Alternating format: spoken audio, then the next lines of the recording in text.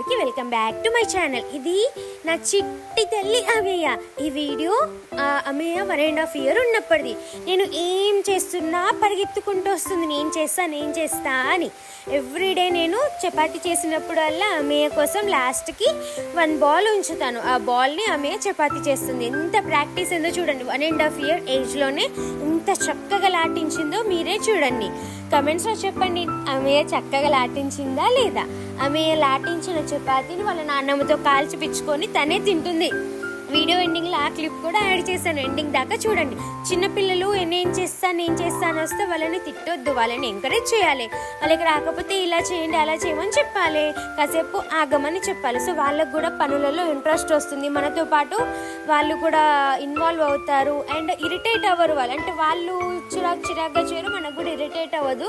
So వాళ్ళని కూడా మన వర్క్స్లో ఇన్వాల్వ్ చేసుకుంటే వాళ్ళు కూడా ఎంటర్టైన్ అవుతారు, మనకు కూడా ఫ్రీగా వర్క్ చేసుకోవచ్చు.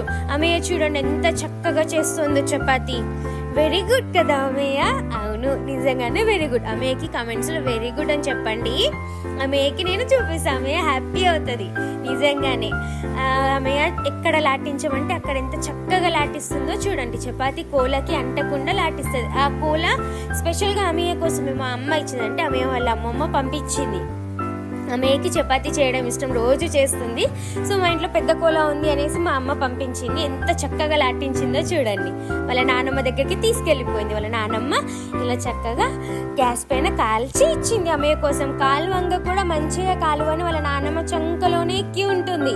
మొత్తం కాలుస్తుందా లేదా అని కనిపెట్టుకొని ఉంటుంది. అంటే స్టార్టింగ్లో తనకి లాటియర్ రానప్పుడు లాటించింది, మళ్ళీ మేము బాల్ చేసేస్తుండే. కింద పడేసేదాన్ని.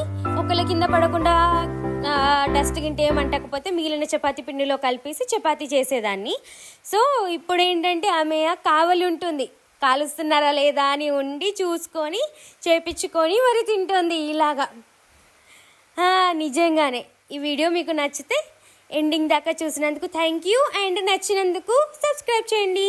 కమెంట్స్లో వెరీ గుడ్ అమయ్య అని చేయండి. చపాతీ ఎలా వచ్చిందో కూడా చెప్పండి. Thank you for watching. Do subscribe for more such cute Amayya's videos.